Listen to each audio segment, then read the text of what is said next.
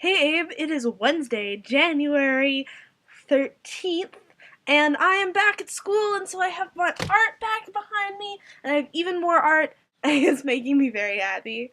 So I asked you guys to say what you wanted me to do for this video, and the answers seem to be you want me to do another book review for The Knife of Never Letting Go by Patrick Ness. The Knife of Never Letting Go is about a boy named Todd who is just about to turn 13 and become a man. He's the youngest boy in Town, the only town on this particular planet inhabited by only men because of a disease, which also gave the men the ability to hear each other's thoughts as well as the thoughts of animals. Todd is out in the swamps one day when he hears a gap in the noise, an absence that he has never encountered before, and literally everything that I can tell you about after that is a spoiler, so that's kind of just where I'm gonna stop. Everything he thought was true isn't. It's so good. Like, this book is, I think, hands down the best book that I read in 2015.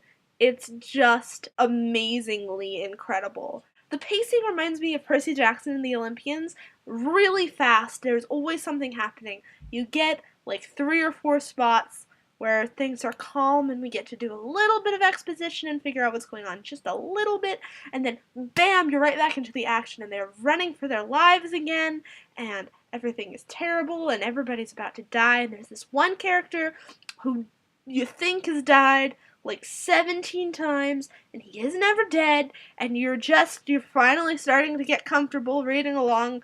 Characters are having a conversation, we're finding out about the past of Town, and then there he pops over the hilltop trying to kill them again. Like, oh my god. Also, the writing style is really interesting since it's a first-person narrative from Todd's point of view, and he is a not super well-educated farm boy.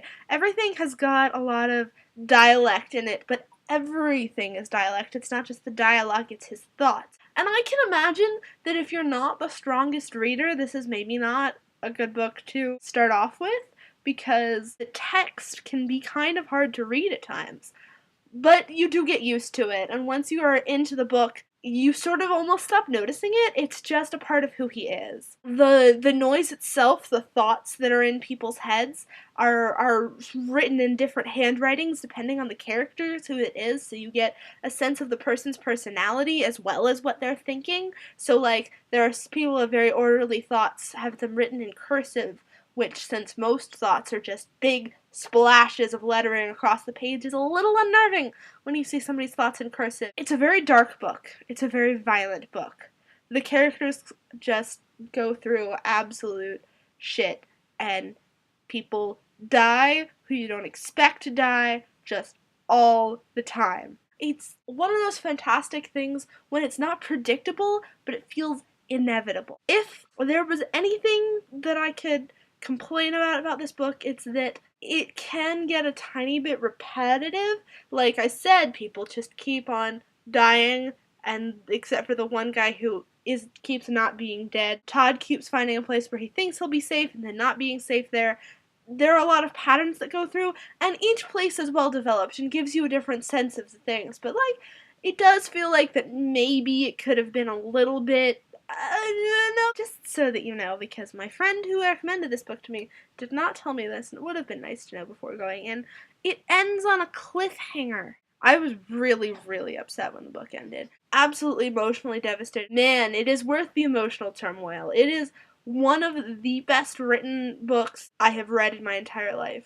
It's going on my personal list of classics. Man, if anybody tells you science fiction cannot be literary, please punch them in the face. Talk about morality and like when it's okay to kill people is a big theme in the book, and what it means to be an adult, and specifically what it means to be a man in a really toxic patriarchal society. Also, Abe, you missed your video last week, and looking back through it, I haven't watched a couple of your videos, and so I was gonna go back and do that, and it looks like you've missed more than one. So maybe we'll punish you, too. Leave your punishment suggestions to torture my innocent little brother in the comments below. I will see you on Saturday.